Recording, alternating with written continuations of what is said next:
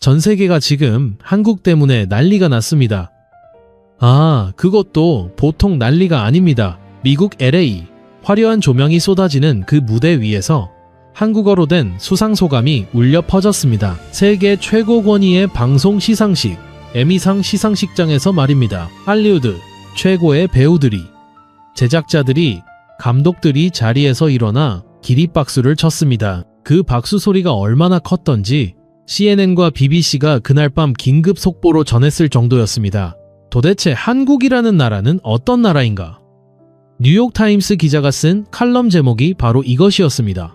전쟁의 잿더미 위에서 일어선 나라, 보릿고개를 넘기며 하루하루를 버텨온 나라, 그 나라의 이야기가 지금 전 세계 1억 6천만 가구의 안방을 사로잡고 있습니다. 그런데 말입니다, 여러분. 이 모든 것이 사실은 여러분으로부터 시작되었다는 것을 아십니까? 흑백 TV 앞에 온 동네가 모여 앉아 어깨를 맞대고 드라마를 보며 울고 웃던 그 시절, 골로에 밥이 타는 줄도 모르고 연속극에 빠져들던 그 시절, 바로 그 시절이 오늘날 세계를 정복한 한국 드라마의 진짜 뿌리였습니다. 오늘 그 이야기를 함께 나누겠습니다. 기억나십니까? 1960년대 말, 이 나라에 처음으로 TV라는 것이 들어오던 시절을, 그 시절 TV 한 대 값이 얼마였는지 아십니까? 쌀 15가마니에서 20가마니 값이었습니다. 웬만한 집에서는 엄두도 못 낼 금액이었지요. 대한민국 전체 가구 중에서 TV를 가진 집이 채 몇 %도 되지 않던 시절이었습니다. 1966년 대한민국 전체 TV 보유 대수가 고작 16만 대였습니다. 그 수가 100만 대를 넘어선 것이 1970년이었지요. 지금이야 한 가구에 TV가 두세 대씩 있는 세상이 되었지만 그 시절에는 TV 한 대가 마을 전체의 재산이나 다름없었습니다. TV가 있는 집이 동네에 한두 집이면 저녁만 되면 그 집 마당이 사람들로 가득 찼습니다. 평상 위에 어르신들이 빽빽이 앉고 그 뒤에 서서 보고, 마당 가득 서서 보고, 담장 너머로 고개를 쭉 빼고 들여다보던 아이들, 지붕 위에 올라가 유리창 너머로 화면을 보려던 녀석들도 있었지요. 오, 그 시절 TV 있는 집은 동네에서 위세가 대단했습니다. TV 주인 할아버지가 마당 의자를 딱 펼쳐 앉으면 아무도 감히 그 앞을 가리지 못했습니다. 마치 극장의 특석처럼 가장 좋은 자리는 당연히 TV 주인 어른의 몫이었지요. 그리고 그 뒤로 동네 사람들이 줄을 서듯 자리를 잡았습니다. 여름에는 마당이 사랑방이었고 겨울에는 작은 방 안에 사람들이 새우잠처럼 끼어 앉아 그 조그마한 흑백 화면을 함께 바라봤습니다. 생각해 보십시오. 그 화면이 얼마나 작았겠습니까? 흑백이라 색깔도 없었지요. 화면이 흔들리고 지지직거리는 노이즈가 끼어도 아무도 자리를 떴습니다. 안테나를 이리저리 돌려가며 화면을 맞추던 아버지들.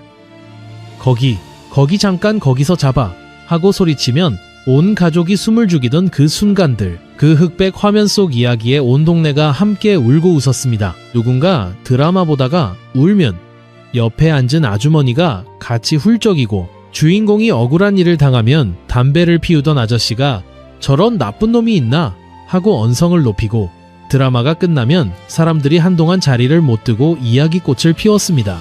오늘날 전 세계 학자들이 한국 드라마의 힘을 연구하면서 공통적으로 지목하는 요소가 하나 있습니다. 바로 감정의 공동체입니다. 이야기를 혼자 소비하는 것이 아니라 함께 느끼고 함께 반응하는 문화, 그 문화의 원형이 바로 여러분이 흑백 TV 앞에서 어깨를 맞대던 그 시절에 만들어진 것입니다. 우리는 그때 이미 세계 최고의 드라마 문화를 만들고 있었습니다. 다만 그것이 무엇인지 몰랐을 뿐이죠. 그런데 그 시절 드라마를 기다리는 마음이란 얼마나 설레는 것이었습니까? 지금이야 스마트폰으로 언제 어디서든 원하는 드라마를 볼 수 있는 세상이 되었지만 그 시절에는 달랐습니다. 드라마는 딱 그 시간에만 볼 수 있었습니다. 그 시간을 놓치면 영영 볼 수 없었지요. 다시 보기, 재방송, 그런 말 자체가 없던 시절이었습니다. 그러니 드라마 방영 시간이 되면 온 동네가 달라졌습니다. 아주머니들은 오후부터 분주했습니다. 저녁 밥상을 일찍 차려야 했으니까요. 드라마 시작 전에 밥상을 물리고 TV 앞에 자리를 잡아야 했으니 해지기도 전에 부엌에서 골로를 피웠습니다. 기억나십니까? 그 골로 연기를 석유골로 위에 냄비를 올려놓으면 파르스름한 연기가 모락모락 피어올랐습니다. 부엌 가득 밥 짓는 냄새, 된장찌개 끓는 냄새가 가득했지요. 그 냄새 속에서 어머니는 분주하게 손을 놀리면서도 귀는 항상 TV 쪽으로 향해 있었습니다. 오늘 연속극 몇 시야? 몇 번이고 확인하시면서요. 그리고 드라마 시그널 음악이 흘러나오는 순간 어머니는 부엌에서 달려 나오셨습니다. 밥이 아직 뜸이 안 들었어도 냄비 뚜껑을 살짝 들썩여 놓고 달려 나오셨습니다. 그러다 냄비 밑이 타서 밥이 누룽지가 되는 일도 허다했지요. 그 시절 인기 연속극이 방영되는 날이면 동네 목욕탕이 텅 비었습니다. 이발소 아저씨는 손님이 없어 심심하다고 투덜댔고 동네 슈퍼 앞에 모여 화투를 치던 어르신들도 그날만큼은 일찍 자리를 파했습니다. 다방에 앉아 차를 마시던 사람들도 드라마 시간이 가까워지면 하나둘 자리에서 일어났습니다. 온 나라가 드라마 하나에 멈추는 시간이었습니다.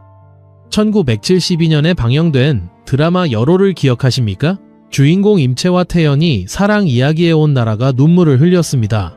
그 드라마 방영 시간에는 거리에 사람이 씻은 듯이 사라졌다는 기록이 있습니다. 그것이 과장이 아니었습니다. 실제로 그랬습니다. 1976년 수사반장이 첫 방영을 시작했습니다. 박 반장의 카랑카랑한 목소리, 이봐, 자네 하는 그 대사에 온 국민이 열광했습니다.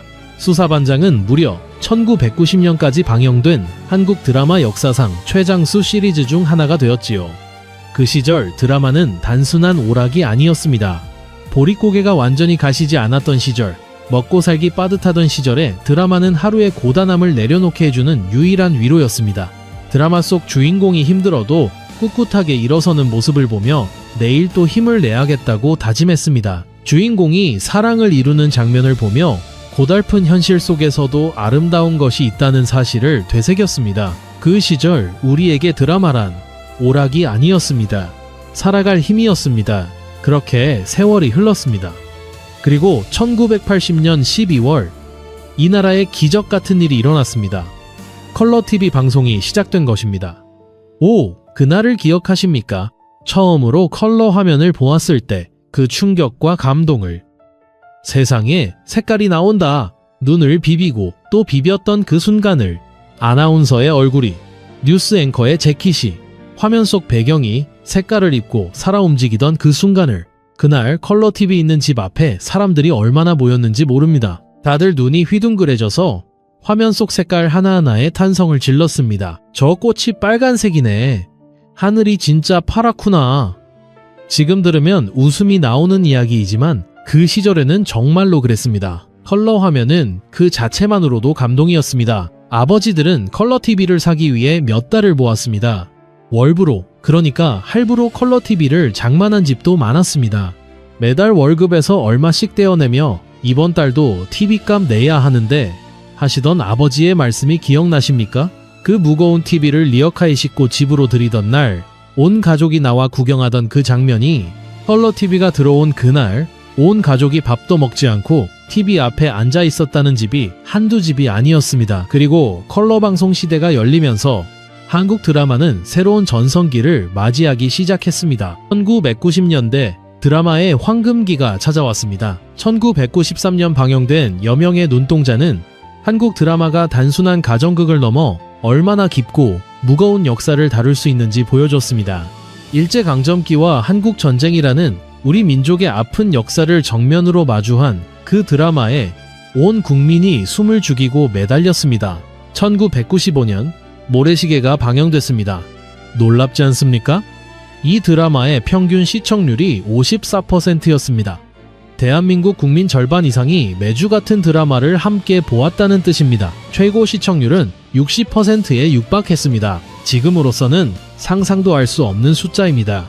모래시계 방영 기간에는 퇴근길 지하철이 평소보다 일찍 한산해졌다는 이야기가 있습니다. 다들 드라마 보러 집에 가려고 서둘렀기 때문이지요. 그래서 당시 귀가 본능이라는 말까지 생겼습니다. 첫사랑, 사랑이 뭐길래, 의가 형제, 이 드라마들이 한국인의 가슴 속에 새겨놓은 이야기들. 지금도 그 드라마 주제곡이 들리면 가슴이 뭉클해지시지 않습니까? 그 시절 우리가 드라마를 얼마나 사랑했는지, 그 사랑이 얼마나 깊었는지 그것이 씨앗이 되었습니다. 거대한 씨앗이 되었습니다. 그리고 그 씨앗은 훗날 전 세계를 놀라게 하는 꽃으로 피어났습니다. 자, 이제 시간을 조금 앞으로 당겨보겠습니다. 2000년대가 시작되었습니다. 그리고 한국 드라마는 국경을 넘기 시작했습니다. 2003년 대장금이 방영되었습니다. 한국에서도 큰 인기를 끌었지만 놀라운 일은 해외에서 일어났습니다.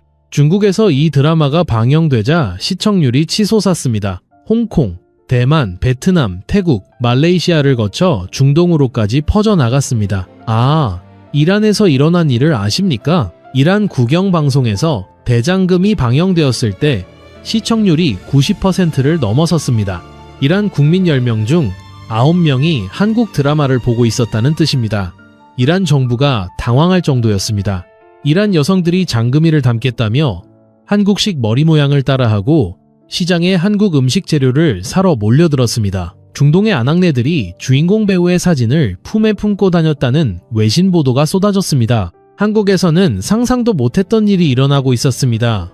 한류라는 말이 탄생한 것이 바로 이 무렵이었습니다. 중국 언론에서 먼저 쓰기 시작한 이 말은 순식간에 전 세계로 퍼져나갔습니다. 한국의 드라마와 음악, 영화, 음식 문화가 파도처럼 세계를 휩쓰는 현상을 가리키는 말이 된 것입니다. 그런데 이것은 시작에 불과했습니다. 더 큰 파도가 오고 있었습니다. 2016년 넷플릭스가 한국에 정식으로 진출했습니다. 그리고 한국 드라마와 넷플릭스의 만남은 세계 드라마 역사를 다시 쓰는 사건으로 이어졌습니다.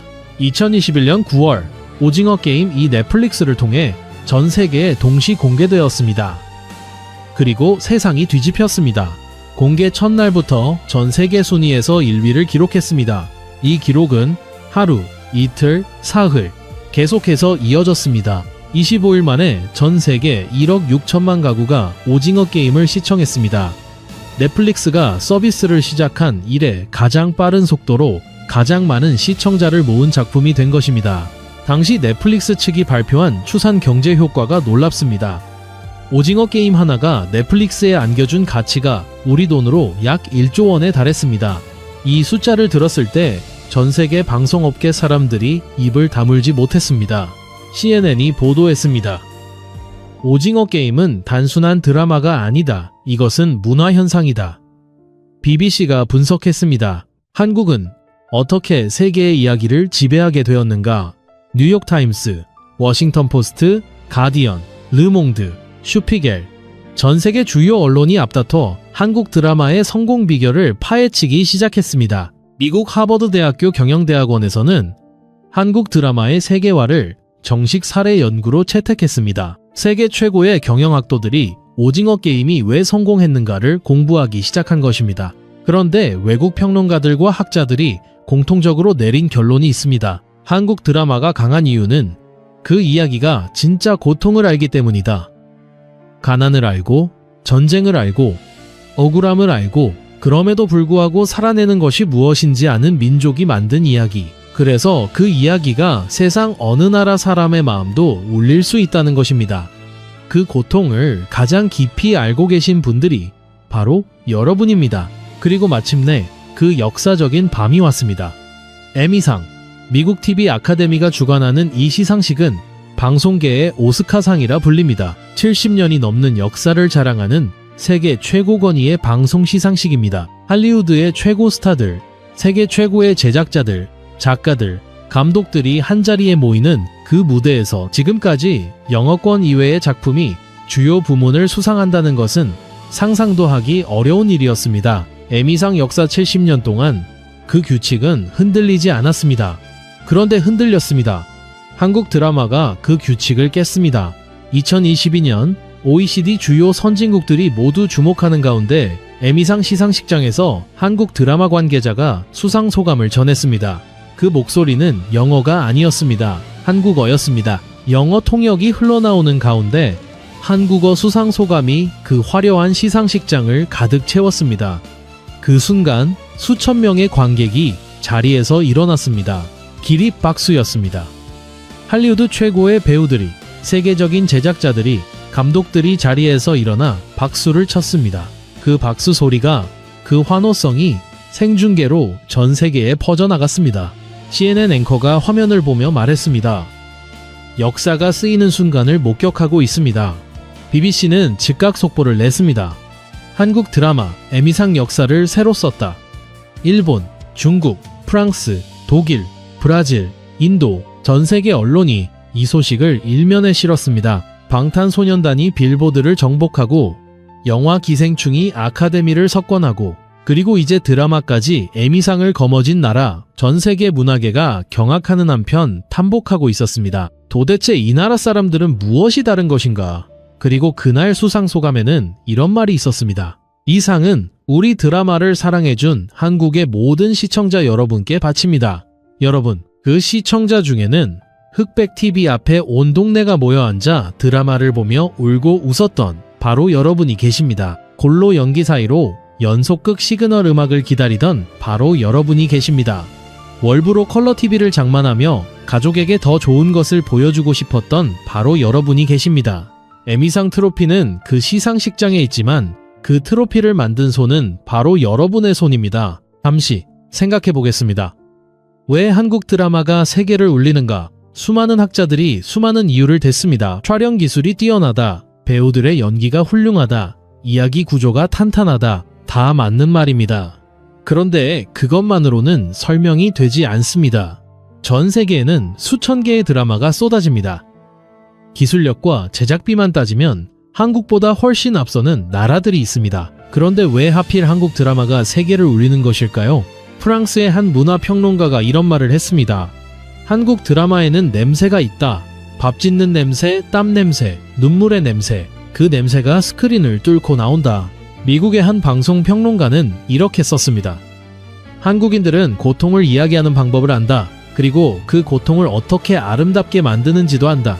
그렇습니다. 한국 드라마에는 진짜 감정이 있습니다. 연출된 감정이 아니라 정말로 살아보았기에 나오는 감정이, 정말로 배고파봤기에 나오는 배고픔의 표현이, 정말로 가족을 위해 자신을 희생해봤기에 나오는 사랑의 표현이, 그 감정의 원천이 어디에 있겠습니까? 보릿고개를 넘기며 자식들 배불리는 것이 유일한 꿈이었던 세대. 새벽같이 일어나 하루 종일 일하고 돌아와 온 가족이 TV 앞에 모이는 것이 하루 중 가장 행복한 시간이었던 세대.